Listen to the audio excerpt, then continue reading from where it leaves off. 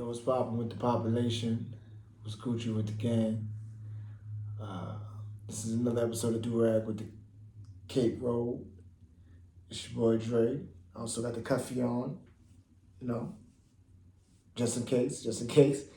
Um, it's another installment of your favorite pod with the guy you don't know. Uh, just chatting about some stuff and some what's on my mind, and you know, because all these podcasts are basically just diaries and journals that you choose not to write down in your phone or on a piece of paper. I don't even know if people still write on pieces of paper anymore, for real. Now that I think about it, like how many people still own pens? Like, remember like a bunch of big pens. Like how many people still got those? It's just a thought, right? But you know, again, this is, you know, I don't remember which episode number this is, but this is another installment of said episode, though.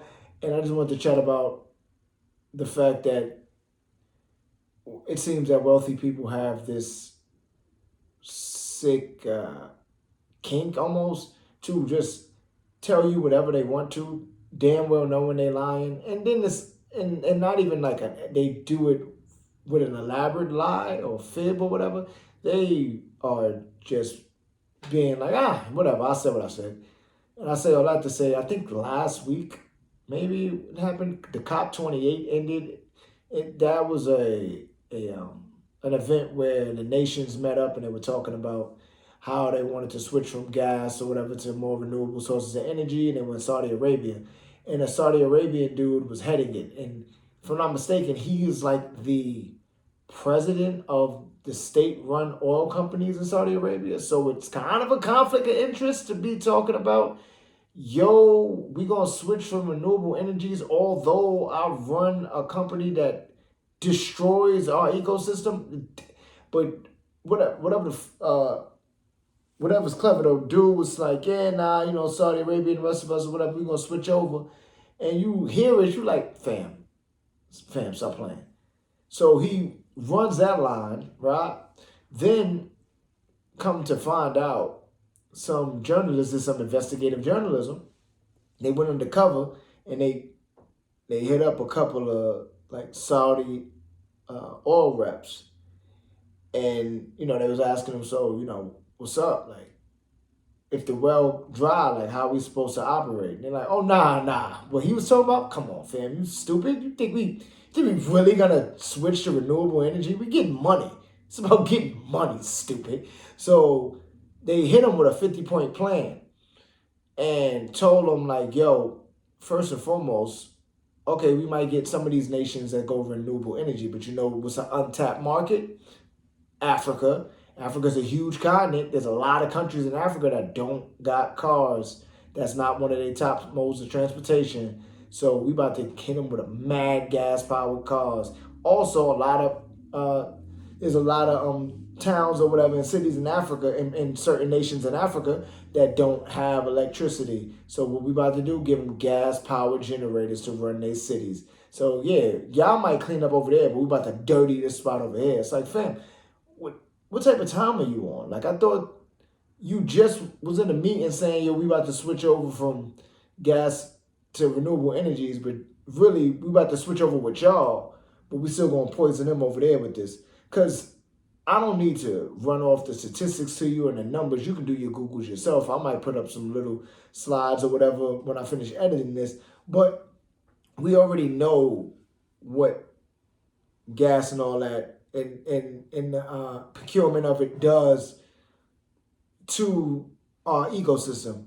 We already have all these people talking about climate change and have all these people talking about global warming and have them like have scientists running off to you like, wow, this is bad.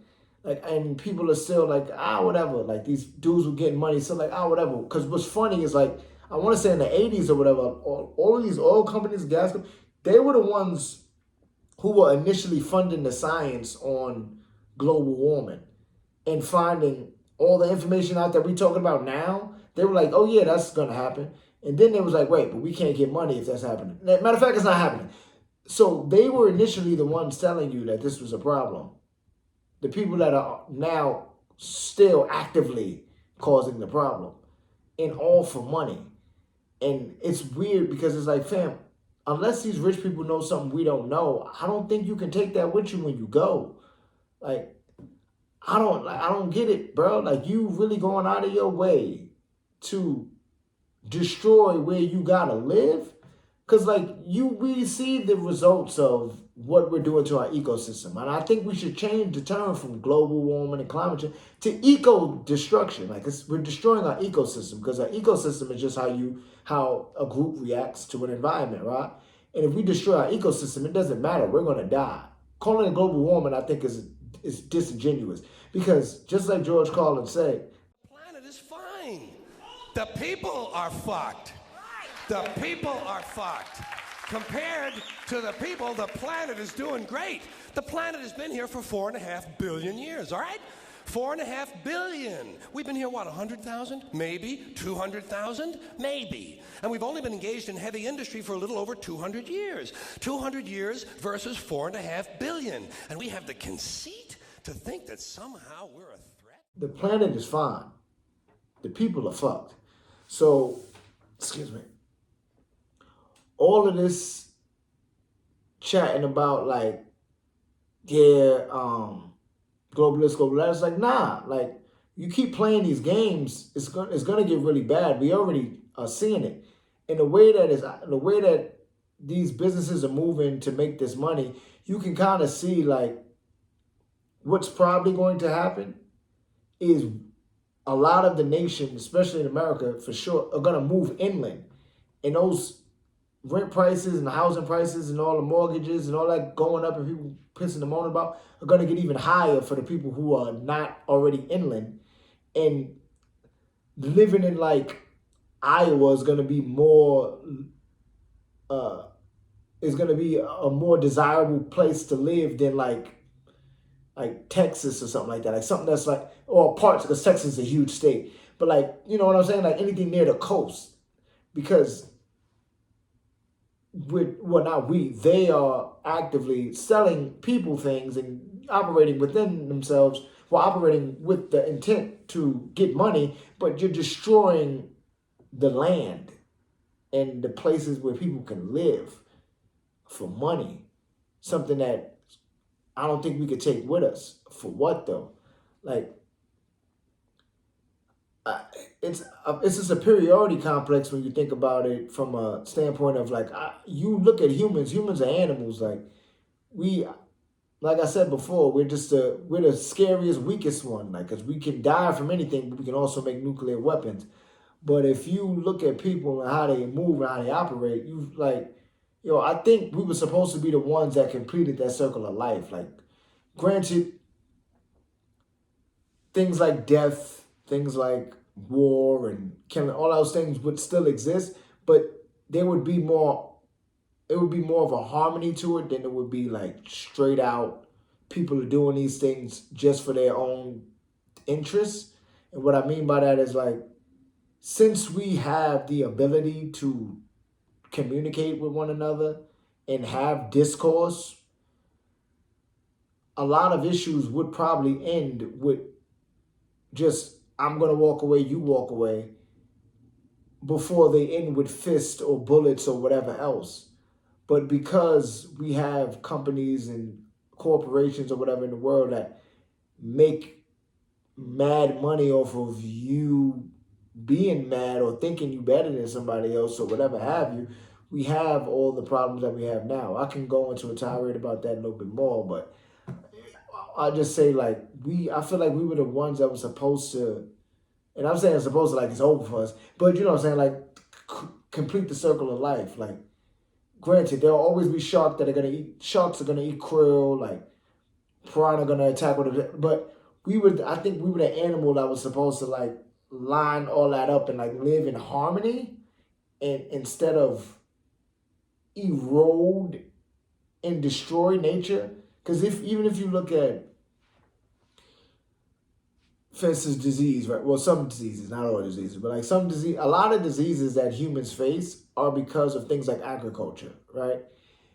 Because of farming and all those other things, we took a lot of homes away from other animals, forcing them to live closer to us and or other animals that they weren't compatible with, so things were getting killed off. But living all up under cows or whatever, you getting diseases. You get what I'm saying? So like, I get now. I'm not saying that people shouldn't eat meat or whatever, but I'm saying like there's way more ethical way to go about a lot of these things. And I think if we went from a place of peace and love rather than yo, I'm just trying to get money, I think we'd chill out. Because even when you look at that whole idea of getting money, it's like, for what? And it's like you have the people that are getting all this bread, and then you have the people that are fighting about these people that are getting all this bread, and then you're like, how do we fix this? Honestly, I think the only way is to get money. As far as like the people that are fighting against the problem, the tool against the problem is money. You just have to find a way to get it. I don't know if you're gonna get it like how they get it, because they getting it crazy, but that's the way. Because they've, again, playing in your face, they give you platforms and all this other stuff to make you feel self-righteous and all this, make you do all these things. 'Cause even being righteous and all that is a defense mechanism. Because if we lived in harmony with more love and community and whatnot, there'd be no need for me to have to stand my ground, so to speak. Like, I could just be myself, live my life, be the same person I am in my home, outside, in harmony with the rest of the world. But because we got all this going on, you got people like trying to figure out how to better everything. And really that's what it seems, is you just gotta get money like they get money. You just gotta figure out how to do it though, in an ethical way that can help out others, that can lift up the community, that can make things better. Because if you, for instance, if you look at the early civil rights movement or Black Power movement or whatever have you, you have a lot of activists and you have a lot of artists, like musicians and athletes or whatever, who stood by each other, like locked arms, like back in those days. And it was seen as something that was like, yeah, that's just what you did. Because activism wasn't a job or a chore. It just was you. Because in reality, every day I wake up as a black man is a form of activism. Like, it's a form of like me going against the grain in certain respects of things. So that's how those people operated. Then if you look at how, like I said, how we had a lot of activism back then, where it was all intertwined, where it didn't matter what you did, you fought for a cause, because it wasn't because you were felt entitled to or whatever have you. It's because you had to. Like, it was, you were fighting for your freedom, like legit. You was fighting because it didn't make any sense. So if you look now, right, like we got a lot of athletes, a lot of musicians within the community that are fighting for things and doing things, and some of them feels very performative or very lackadaisical in how they operate. And then you'll have like some people who are doing the right thing or whatever, and everybody's like, well, I don't care what they talking about. What they just dribble a basketball, they just catch a football, they just single, they just hit a hockey puck. Even though it's like, how many black people in hockey? Whatever, but they just do these things. Like, what are you talking about? It's like, no, those people are a part of the fight. Like, but because the powers that be figured out the best way to break that up was just give those people more money, it just looks performative from a lot of people's end. When you look at them, you're like, if you have, like I said, say for instance, like back at the earlier beginnings of the civil rights movement, and where you had like athletes like Kareem Abdul-Jabbar, Muhammad Ali, and like Arthur Ashe, like all these people like fighting for, rights or whatnot, they were on the same playing field as the regular Joe Smoke, like the regular Dr. King in the streets. Like they would just, even though Kareem may have been dribbling the basketball and sky hooking, him and Dr. King, they both knew they could both get attacked by dogs because they both was, even if Kareem was still living in a better place or whatever, they both knew they could both get attacked by dogs because Kareem wasn't getting crazy bread. He was getting stupid endorsements that kind of they were trying to force him to be removed from the community.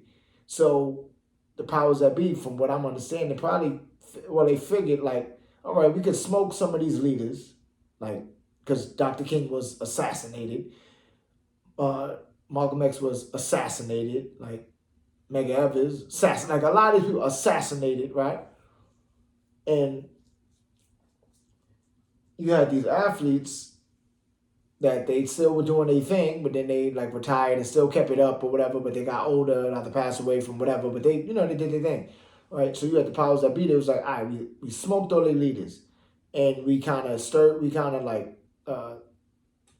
a fly in the water or whatever, like we we scorched the earth on a movement, so a lot of the people are kind of afraid to want to take up arms, not take up arms, better phrasing, they want to take up the reins as the next leader, or just realize that we all are leaders and we all just do this together. So they're scared. So they'll still operate and do what they do, but they're not as powerful as they once were because they don't feel there's nobody there to galvanize them. And then as long as we keep making them feel a certain way, they'll feel like it'll always just be the same, but they'll still fight this never-ending battle, right?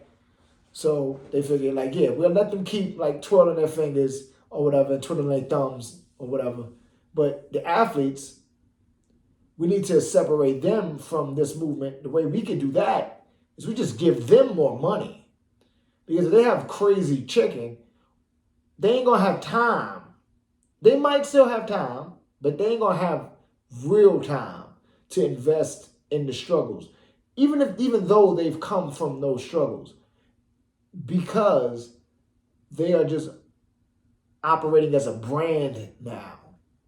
Buzzword. They're operating as a brand now. So now they look at it from a standpoint of, damn, I am of this community. I have seen what this situation, excuse me, I got my glasses on. I have seen what this society has done to my people and myself included. I just need to get my family out. All right, cool. I mean, I'll throw some bread back to my community. I might come visit, give them some sneakers or whatnot. But I need to stay afloat. I'm a brand now. There's too much at stake. I don't know, like, what I'm, like, man, what can I do? Which is, I'm not trying to mock that or say that that's wrong for you to think that as the person who is getting the chicken or as the person that's trying to understand what I'm saying right now. Excuse me. It's just a matter of them, the powers that be, who got more money than the athletes they paying, was like, yo, we just gonna give you wild bread because you already doing something that helps us out anyway. You're distracting people from what's going on in the world. You're a part of the escapism that I spoke about in the previous episode. So you're already distracting people from things anyway. But if I give you all this money, you're going to distract people and you're also going to feel as though it only takes you doing one or two things to mess up that all this money goes away. And if you don't feel that way, we'll probably have some guys, some girls, or whatever act out. But we'll put them in their place and you'll realize that we're still we're still gonna operate regardless. For instance, Colin Kaepernick, he did what he did. He stood his ground on a lot of things or whatever have you, but still did a campaign with Nike, right? Even something, even if it means sacrificing everything. I mean, I got a pair of Pumas sitting on this table, and people are they're doing the BDS movement, boycott, divest, I think it's sanctioned or something like that. Because Puma, if I'm not mistaken, they give money some way, somehow to Israel, like the state of Israel, you know what's going on with that situation between Israel and Palestine. You know, nevertheless, think about that. Colin Kaepernick protesting police brutality, the discrimination of Africans in America in this country, the unfair judicial system, and all these things. It got misunderstood because people didn't want to hear what he was saying and just thought about kneeling, even though how he practiced it was told to him to do that way by a former military vet, that he ended up out of the league. And then once he was out of the league, it was a bunch of discourse about the NFL blacklisting him or whatnot. And then from the blacklisting stuff, there was just rappers and everybody saying whatever they were saying. And then Nike was like, all right, man, we wanna let's do something righteous. Let's do a collaboration. Colin Kaepernick has a Nike sneaker. And this is not to say that he is not about the movement. But all they did was co-opt the movement. Because they're still going to get money hand over fist. Because the same people that were burning Nikes, right? There was other people buying Nikes. And the people that were burning Nikes, you bought them Nikes. So they making money hand over fist. So they just gave the athletes more money, realizing they have influence.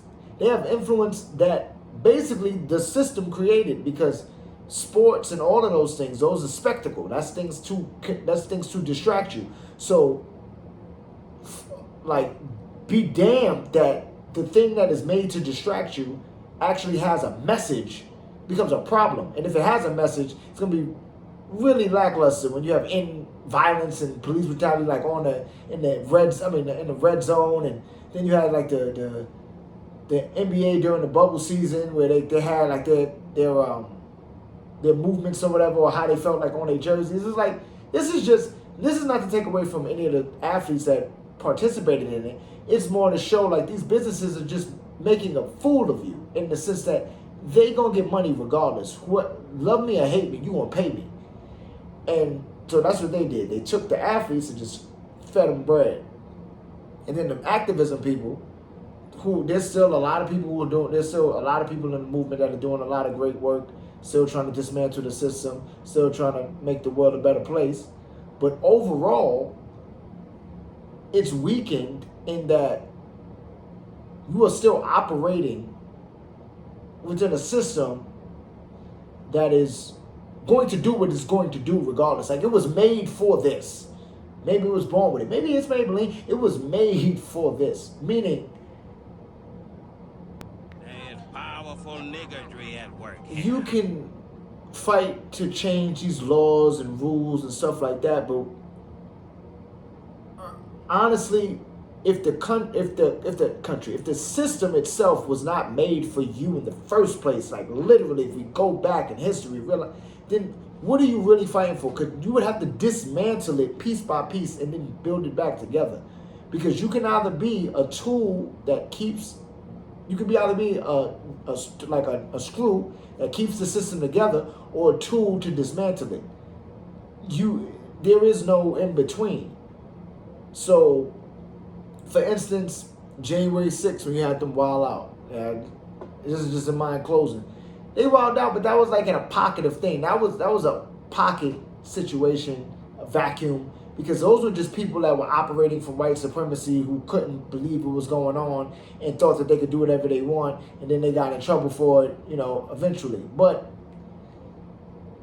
they ready for that. Like, all of this stuff, the system, it's going to keep running, because at the end of the day, they're going to get money, baby. So make sure your do-rag cape is rolled. Peace. What do you think that these executives are afraid you're going to do to white America? Probably stop some racism. Stop racism? Yeah. I'm probably afraid of that, because then people don't hate each other, and people start talking to each other, and then they start talking to each other, they find out who's the problem.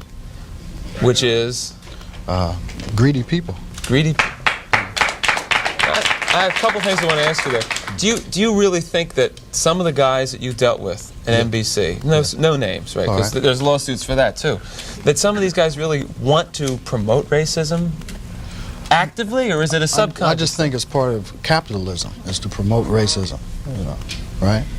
In order to make things work. If you feel better because you're white and you can get a job, you use that. I mean, you know, I would. Absolutely. Say, I'm sorry, Jack, but shit, they say I'm white. I'm going to use this. Right. Absolutely. Get this job. I'm hungry, you know. But and that separates people. So they keep people separated, and that keeps them from thinking about the real problem. That's as simple as I see it. Probably it's not that simple, but. Now, all right. You and I are about the same age, right? We're in our mid-30s. How long is it going to take before guys who think like you, and I say guys who think like me, people who don't want to have racism in the country, people who don't want to be oppressing any minority, whatever it is, sexual, whatever minority, really get into positions of power and can change things? You can't get in a position of power, it seems, if you think like that. It seems that the only time you get in a position of power is if you're like the people that are in power. To me, I mean, that's the way it goes. I mean, people that get to become executives become like the people that were already executives. I don't know, maybe... They go in with good intentions, but it eats them up. It's like a cesspool, you know, it just gets on you and it starts the system eating. levels them.